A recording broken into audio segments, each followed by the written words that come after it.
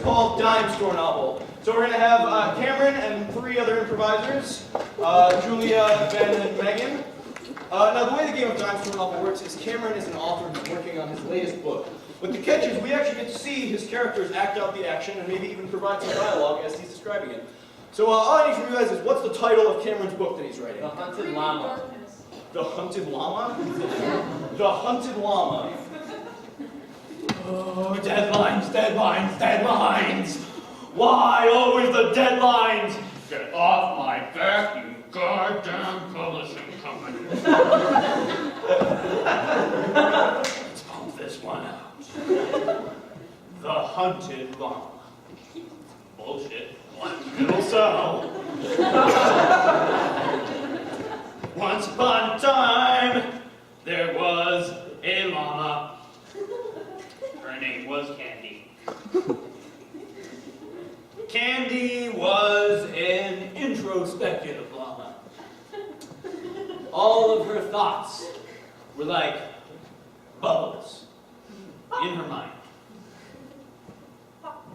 Sometimes she would sit in the field and pop them with her mental fingers.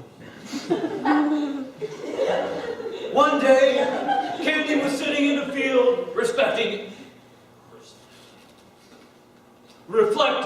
on life and her bubbly thoughts, when a group of hunters came up, carrying slingshots, but no stones. Why did you bring the stones? I don't know, I thought you packed them. Only slingshots without stones can destroy llama thought bubbles. Candy reflected to herself. But she had become so accustomed to reflecting in this field that her reflections were heard out loud. Did you just hear something? What was that? I think it was llama thoughts. I think they might be able to hear my thoughts, but I am still unsure. Llama thoughts are the most coveted resource of all the world. Suddenly, the 2 hunters heard something rustling behind them in the brush. What is that? I don't know. I lost one of my thought bubbles. It was indeed one of Candy's thought bubbles. The hunters investigated. It's a thought bubble. One of the hunters, Clarice, was slightly more intelligent than the other, and was able to recognize a llama thought bubble when she saw one. That's a llama thought bubble. Okay, this is bullcrap. I'm going to skip ahead to the 3rd chapter. Once the imprisonment has occurred. All right. Candy awoke to find herself in a cell shaped exactly as her body. But much larger than her body, so comfortably roomy.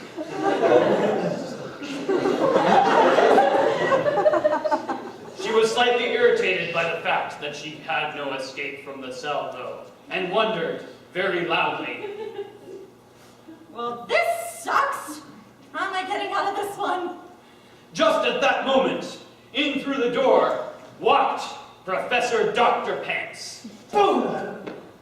One of the most respected llama researchers in the nation. That's right. It's me. Professor Dr. Professor Dr. Llama Pants introduced himself with a flourish. He went on to explain. I have captured you for my own nefarious research purposes. Not nefarious research purposes. The most nefarious research purposes. Dr. Professor Pants called his research assistant a helpful assistant skirt. Helpful assistant skirt! I need your assistance. Well, you see, I've got this llama here. Oh, I see you've got this llama here. Helpful assistant skirt, who henceforth in this novel will be known as Andrea. That's a stupid name. Took the scalpel. Here, take this scalpel. Thanks. Good job, Andrea. Oh, he's trying to talk. Let the voices come out. Professor Dr. Hand said. What are you saying? We need to take this scalpel and use it to extract the llama's brain. Sounds good. No, I'm just kidding. I need you to open a pack of cheese with that. In the fridge? Yeah. I like cheese. Make sure not to bring any for the llama. Darn.